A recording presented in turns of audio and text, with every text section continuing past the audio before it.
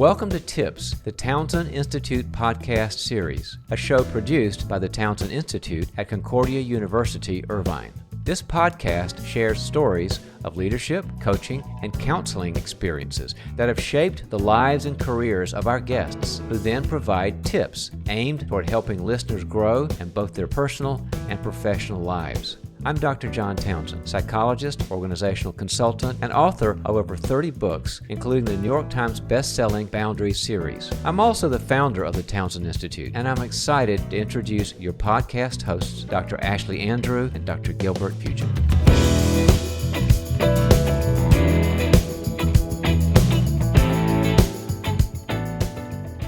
Thank you, listeners, for tuning in to another episode of the Townsend Institute podcast series. Ashlie and I are chatting with Dr. Michele Fleming today, a longtime friend and colleague of Dr. Townsend, who now uses the Townsend model, among other things, in her coaching and counseling practices.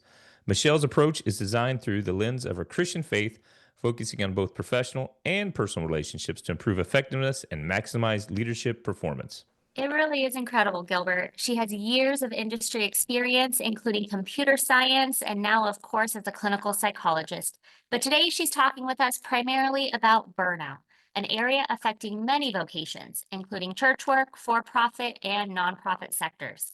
Everyone has something to take from today's episode, so let's get started.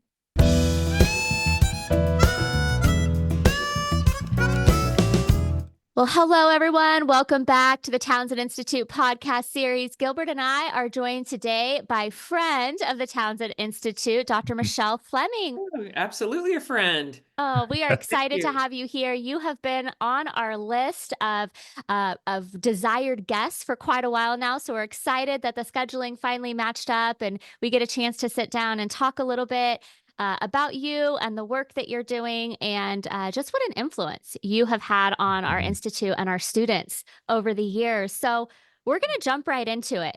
Okay. Obviously, you have had years of experience in a few different areas. So why don't you start with just kind of the, overarching, how did you get to where you are now, and what are you doing? Yeah, great question.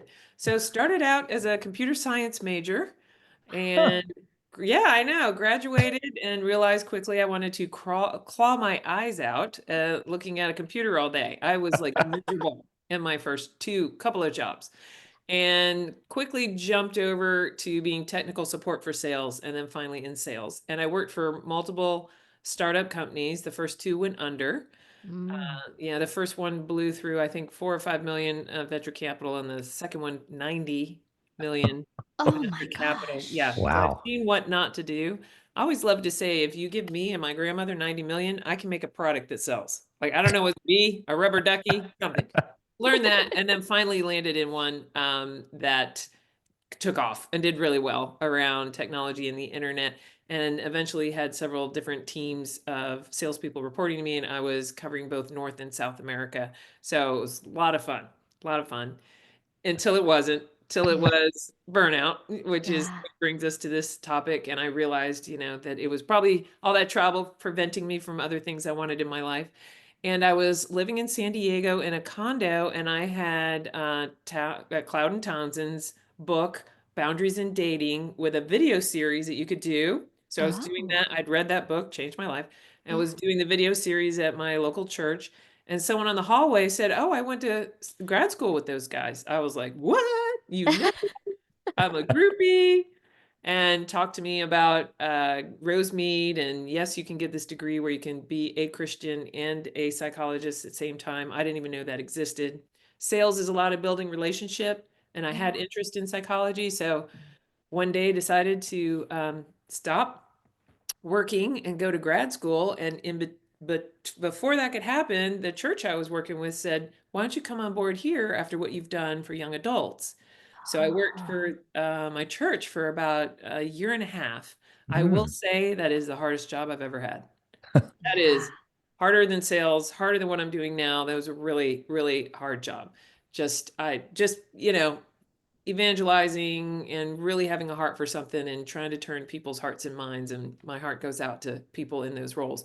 Then went on to grad school, got the degree. And because of my business background, had an introduction made to John and Henry and worked with Mhm. them at the growth skills running. Yeah. And y'all love this story. So well, we had children during grad school. So grad school took me 6 or 7 years to Uh-huh. get through. Again, to prevent burnout, did take a break when they were little. And I came home after all that time and all that investment and told my husband, I don't think I can do therapy full time. He was like, "What? Yeah. I just miss my business life, you know? I miss my Mm. business life." So for me, it was a natural fit to then move into working with both pastors, having that background, and working with business leaders. And it's just been a perfect sweet spot. I do keep some therapy clients. I feel like I want to keep those skills up. I probably Yeah. never not do it. But that's referral only in just a few. And then 85% of my business is working with leaders and coaching and executive development. Wow. Oh my gosh. What a great snapshot to see where you started. And I think first off, we have a lot of church workers that listen to our podcast. So I Mhm. think, Mhm. your ability to empathize with them, I know is going to go a long way. And we have a lot of graduate students that are listening as well. So when they hear that the best of the best, it sometimes takes 6 or 7 years because hey, God has a plan and it's not always quick. So the way that you've been able to pivot from computer science to this, to that, to where you are now, I mean, that's an awesome story. Yeah. Yeah. I would encourage your listeners to advocate for their family when they need to Mhm. and just speak up, especially we had twins. So I had two babies and two toddlers, and I see the workforce very accommodating that.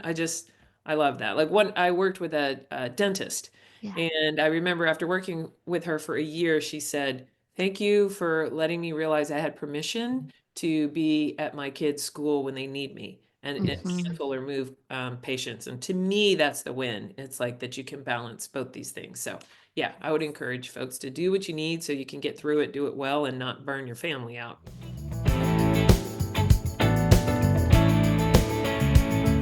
Yeah, let's kind of dive into that a little more, Michelle. I mean, I didn't know about the computer science. I mean, that's kind of cool, right? So, but one thing you've researched and I think you've really lived out here with your own life was burnout and workaholism. Like you've had to go through this.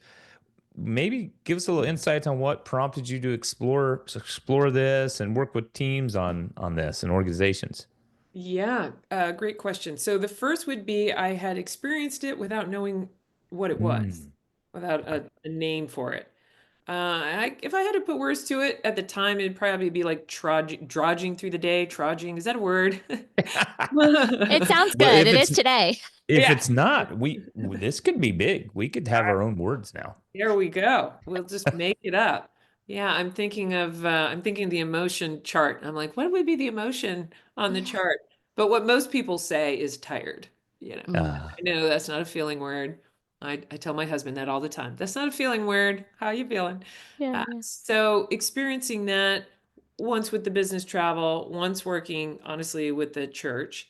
And then once I got working with church leaders, I was surprised at how frequently we saw that happen.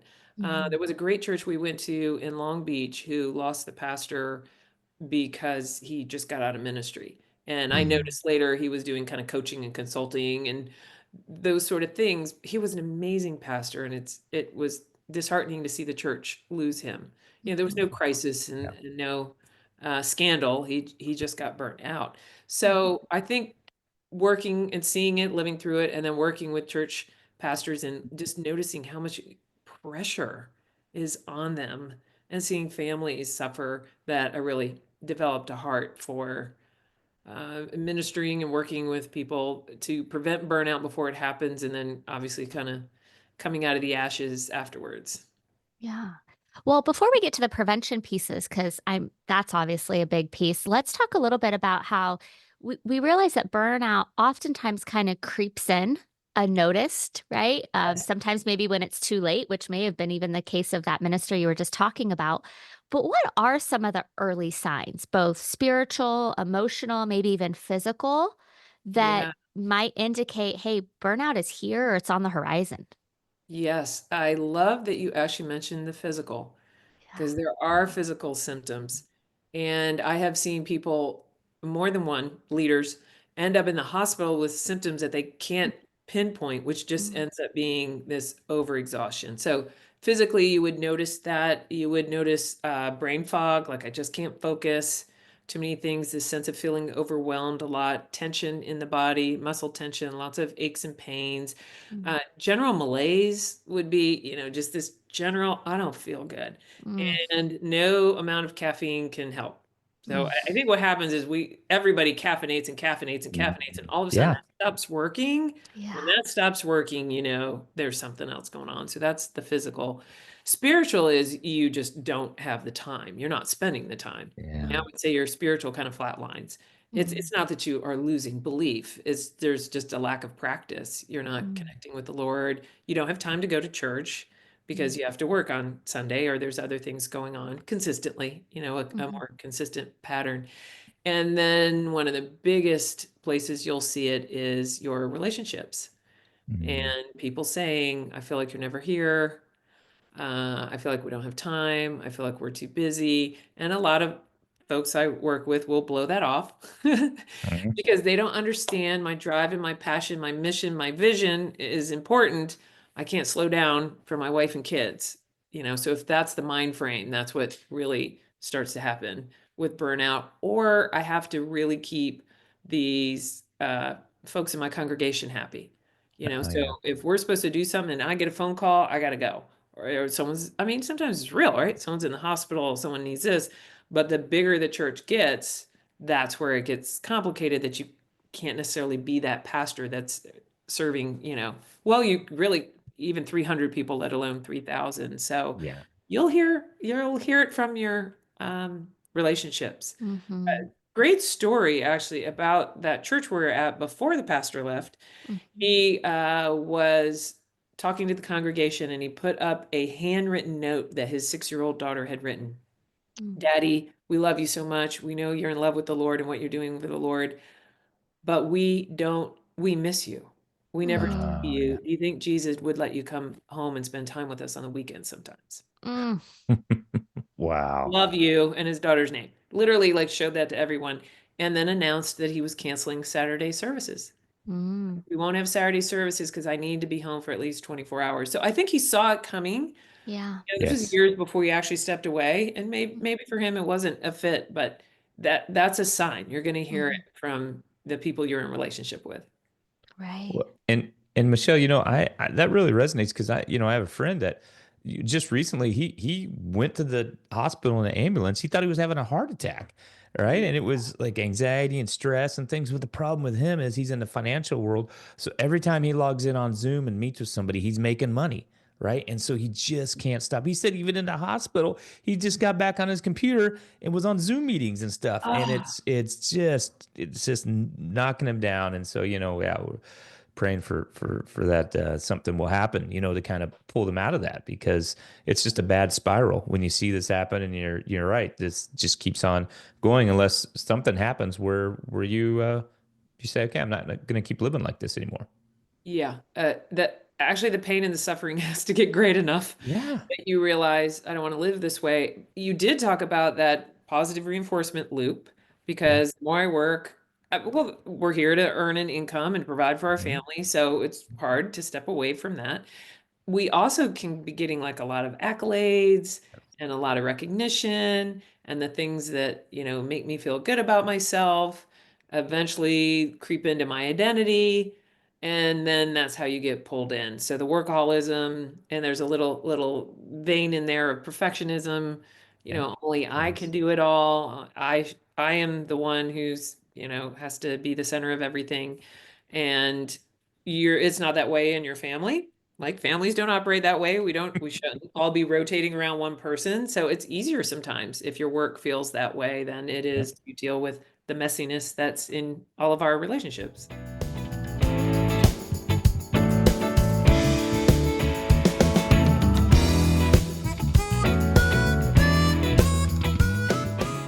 You were talking about you have been involved in the Townsend world for a long time. So, how do you kind of utilize this Townsend growth model, the relational nutrients, when you're working with folks that are struggling with burnout and workaholism, and what does that look like? Yeah, great question. Because I have worked with the Townsend and John since before he formalized the character Yeah. structure and the relational nutrients. And I felt like I had to rely more on my psychodynamic training to try to Mm. figure it out and talk. And it took much longer. Now I give people the TPRAT and we see right where What's the they TPRAT for our listeners that don't know? What is that? Oh, okay. The Townsend Personal and Relational Assessment Tool. You got it. Yeah. Yeah. Yeah, and it shows a person where they score based on the four structures of character, which are attachment, our ability to build quality and need-based bonds, separation, which is boundaries, the boundaries, guys. Integration, which is being able to see the good and bad in self, others, and the world, hold those two things, they both exist. And then adulthood, or like another word would be maturity or Mm. readiness. Am I living on mission? Do I have a work ethic? Am I not entitled? So that helps me tremendously. I start with the TPRAT and then it tells us where we need to focus. So workaholism can be an attachment issue. You might be low in attachment, and so you are anxious or don't feel comfortable trying to attach even to close people. It also can include boundaries. You can't say no to work, putting a boundary on work. And then sometimes it's integration. Some perfectionism can be in there. So, and these aren't distinct. They're all related to each other, but the TPRAT tells me where to start. Like Sure. this person is low here, let's dive in there. The adulthood, not so much. I don't see people low in adulthood normally aren't working really hard. Maybe they're too high if there's such a thing in adulthood. So Ah. I use it all the time. Hmm. Great, great, great. So that's really the way that you kind of gives you a baseline, right, to go with folks and things. And I, when I think about the relational nutrients, sometimes I don't know, do you find it's almost like a menu, right? You can give people, they don't know what to even ask for because they've either never been allowed to ask for it or they didn't even know they needed to, you know? Yeah, I especially those folks when we talk about connection, like, do you feel connected? And they're like, really don't have any idea what you're talking about. Like, what do you mean? Like, sure, I feel, they don't have words for it. So I love that you said that. Like, they don't even know what the word is or how to ask. And the relational nutrients also allows us to introduce it as this is a skill you can learn. Because Hmm. if we are low in attachment or in boundaries or in integrations, it can feel like this personal assessment of who I am, right? And you're Yeah. like, no, no, that's what I love about this model. We give you ways to resume growth in these areas that we all have that we need to continue growing. And we don't have to always go all the way back to the past and fix that. We just can grow here. So the relational nutrients card I give to everyone. I keep one by my Zoom when I'm working with clients to think, what do they need? And, Yeah. how can I practice this? It's an incredible way to make something concrete that before this I feel like was somewhat nebulous and people, had a hard time getting their head around it. That's interesting to know. I'm also wondering about the people who might then come to you and just say, no, Michele, I'm fine. I'm just a hard worker, right? Or it's just a busy season right now and it'll all get better.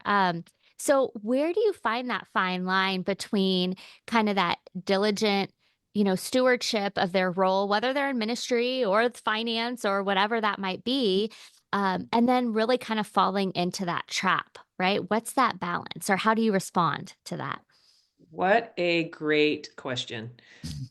Because there's the reality piece that for most people that you see on the top of their game, they are working hard. Yeah. If Hmm. if there is the job out there that you're not working hard and doing well, let me know because I want to hear about it. Yeah, yeah, yeah. Right? But the top of your game, they're normally working hard, whatever it is, they're fine-tuning their skills. So, how to balance that normally comes with being able to have what they call that observing ego, not Mm, just my ego that's getting fed, but the part of me that can watch me. And as mhm, I am watching me, do I see other things in my life, people, relationships, values I hold that are suffering? mm, So one most obvious one, if I am a Christian and considered myself committed to my Christian walk, okay, what's in your life other than the bumper sticker? Yeah. Right. Yeah. Yeah. I mean, how would anyone know you're a Christian if you Mm-hmm. weren't without the bumper sticker? Mm-hmm. Yeah. So, yeah, like, are you participating in a church? Are you participating in giving back? Like, it looks different for everyone, but where are you Right. actually living that if that's your value? And a lot of people, if they're overworking, don't have time for that. And then certainly an emotional check-in, Mm-hmm. and I think most people would describe it as isolation. Mm-hmm. So if you never have time for friends, never have time to sit down and just play with your kids, if your life is just like moving them from one thing to the next to the next. So it's like just a process of examination of one of my follow-up questions would be, how long of a season has this been? Yeah. Oh, yeah. Right. How many Right. seasons have you had? When's the last time there wasn't a season of busyness? What did that feel like? That's where you'd start to dig in, and then you realize, oh, this has been a 5-year season. Okay. Yeah. Right. Right. That's a good Yeah. point. Oh, Maybe it's that's not good. so much. Mm-hmm. Well, so yeah, because sometimes we say, "Oh, it's just a busy season," and then you start talking to people. You're right; it's been years, or everything is off. They're not sleeping right. They're not eating. They're not working out. All these other things. It's just all about work, and then it's almost like someone want to wear it as a badge of honor. Oh, I've worked 80 hours this week, and I ate lunch at my desk or whatever, or I slept in my office. I don't know. So I mean, it gets kind of crazy, but I'm sure you see some folks that maybe are healthy with their boundaries, right? And they kind of have this balance and you work with them, or you've seen some of your clients really improve on their own boundaries. What are some healthy boundaries that you see that means, okay, maybe this is working for you? Yeah. So the overall theme would be small little steps. I Okay. think people hear boundaries that don't want to put them in place Mm-hmm. Mm-hmm. and they feel overwhelmed. And then the next thing would be like, well, how am I going to still do well if I have boundaries? So one of really good ones I've seen is people will say, okay, do not call me unless there's been a death in the workplace Mm, that I need to know about. Do not reach out to me between, let's say, 6:30 and 8:30 because I'm at home having dinner and put my kids to bed. Like, mm, I will not be near my phone. And then at 8:30, they pick up the phone and they might work till 10. mhm, But that's okay. And they're at the moment, those relationships aren't suffering. Some folks have keeping the Sabbath. mhm. Seems like a unique idea, doesn't it? Yeah, it does. Uh-huh. I like Uh-huh. that. Heard about 2000 years. that before. Yeah. It's like somebody knew how this was all meant to work, right? Mm-hmm. Pun Mm-hmm. intended there. So keeping a Sabbath, which means no work on the Sabbath. That's another good one. And some folks, if they can't pull a whole day off or they can't do a Sunday, well, our pastors can't do a Sunday, right? So Right. they make sure they'll do a Monday or they'll do a half day Monday. It's just little tiny steps in the right direction.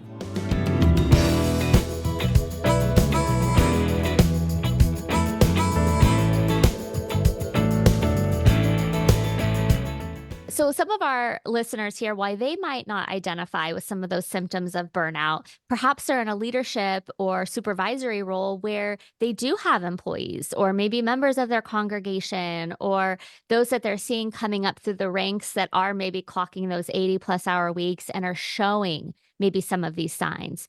What are some things that they can do? Maybe they don't have, the therapeutic, the psychologist background to necessarily diagnose and treat, but what are Sure. some things they can do as a leader to step in to try to, kind of get people back on a healthier and better path? So one of the first things you can do as a leader is model healthy boundaries and telling the team, Mm-hmm. I am with my family at these hours. I encourage you to do the same. I'm Mm, going to respect, if you can't say after hours, just these hours. yeah. Or let me know what hours you are not. Setting a culture around weekends would be huge. Say, hey, Yes. what is the expectation of what's supposed to be done by Monday? And as the leader, you would have some control over that. Recognizing maybe we're pulling this project together the next 6 weeks, everyone's going to work for the weekend. But after that, I don't want anybody in here. I don't want to see any emails going out on the weekend, which side note, when you send all your emails and you schedule them for 8 a.m. on Monday, everybody knows you did them over the weekend. Yeah, right, So right. writing the email and scheduling it for later, I've seen people do that. And then as a leader, using and leaning into that relationship that you have. Mm-hmm. So it doesn't have to be like a diagnosis with a treatment plan. Obviously, it can just Right. be conversation. Like, I noticed you're Yes. working a lot. Tell me a little bit what's going on. Maybe there's not clarity in what's supposed to be done. Maybe that's a Mhm. time to hear that you have given someone too much to do and they feel overwhelmed. Maybe you Mm. realize that the fit might not be great for the position. There's Mhm. so much you can learn by, as a leader, just slowing down and having those conversations. I have a CEO of a nonprofit who once a year they do a banquet where they raise a majority of their money for the entire year. It's Mm. incredibly important. So she tells the whole staff, and we're talking, hundreds of people at Mhm. this gala banquet fundraising event. So she tells the staff, like, a good 2 months lead up. I mean, they're planning it all year, but a good 2 months in, we're all going to be working a lot. And after the event happens on a Friday, they have to come in Monday, Tuesday. They want to process what Mhm. people gave and get the Right. links Right. out. And then Mhm. everybody takes the rest of the week off.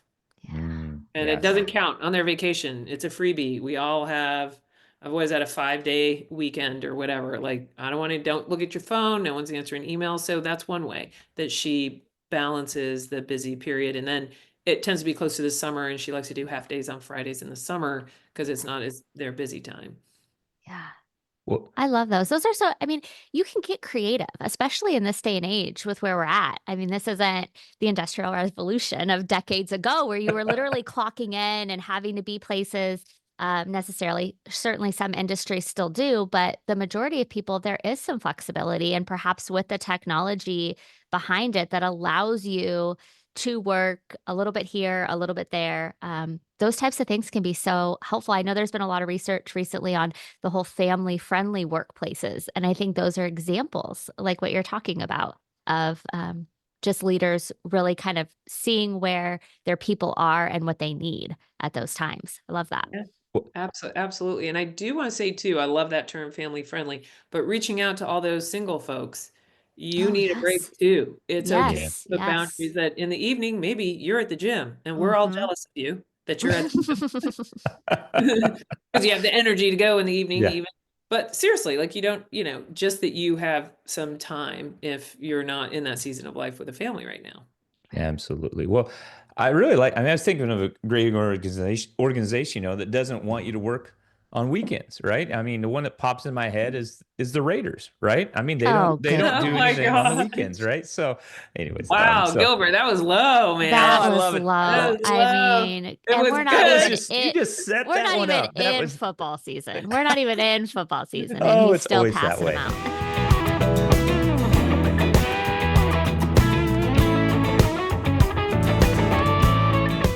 So, Michelle, as we kind of end each of these episodes, right, we always want to have a takeaway tip for our listeners. So, what's a tip that you would like everyone to walk away with today? Okay. So you mean you don't end them all with a jab to the Raiders Well, I He try tries to. to. We edit it out. So at the same time? Okay. Sorry, focus back. So the tip, my golden nugget, which I may have stolen from someone else, but I'll use it, that good boundaries are not unkind. And Oh, a lot of our leaders feel like I'm not being loving, particularly pastors. Like, how can I be the hand that helps and the hand that also says no? Mm. Like, I don't know. I kind of think Jesus did it every now and then. You kind of see yeah. him saying no, calling people Yeah. out. So good boundaries are not unkind. It's what makes you sustainable. Mm. So if Right. you want to That continue to perform at a level of excellence, it can't be just busy season to busy season, that you are protecting the people you serve by reserving some time to take care of yourself. And whether you're serving in a ministry role, in a business role, or even just as a parent or a sibling or a child taking care of a parent, whatever role you find yourself in, it's okay to take care of yourself. That Mm. is loving so that you can be sustainable in however you see yourself kind of serving your purpose in the moment. that's really good. Beautiful. I like that. Sustainable. That is one part that I think leaders forget, that their organization actually in their church or business would actually like them around for a while. Yeah. So yeah. Imagine that. Exactly. What a Yeah. great way to take a look at that. Like, if you have people in your life you think that might want you around a little longer, Hmm. yeah, good Yeah. boundaries are important to do that. That is a great tip to end on. Well, thank you so much, Michelle, for your time. Thank you for just continuing to pour into our institute and all the work that you continue to do. It's been so nice chatting with you today. Thank you too. So Michele, you've given us a lot of great information today. How can people get in touch with you or find you here on the World Wide Web? Yeah, thanks for asking. So you can go directly to my website, which is drmichelefleming.com. So doctor is DR, and then Michele Fleming, one L in Michelle, one M in Fleming. So I know that was a lot. drmichelefleming.com, all one word. I'm also on the John Townsend's website for the Townsend Leadership Program. You can just search the coaches there, and you won't have to remember how to spell my name. It'll just pop up. Well, there we go. That's perfect. We'll also put the link in our episode notes too, so listeners can find it as well. Awesome. All right. Thank you so much. It's great to see both of you and to get to hang out a little bit. It was a lot of fun. So much fun. Thanks, Michele. If you enjoy the Townsend Institute podcast series, head to our website at cui.edu/Townsend to find out more about the certificates, bachelor's, master's, and doctoral degrees offered through Concordia University, Irvine. With programs in mental health counseling, executive coaching and consulting, and organizational leadership, we have a variety of faith-based programs dedicated to helping you fulfill your academic and professional goals, all the while furthering your competence, character, and connection. Again, that's cui.edu/Townsend.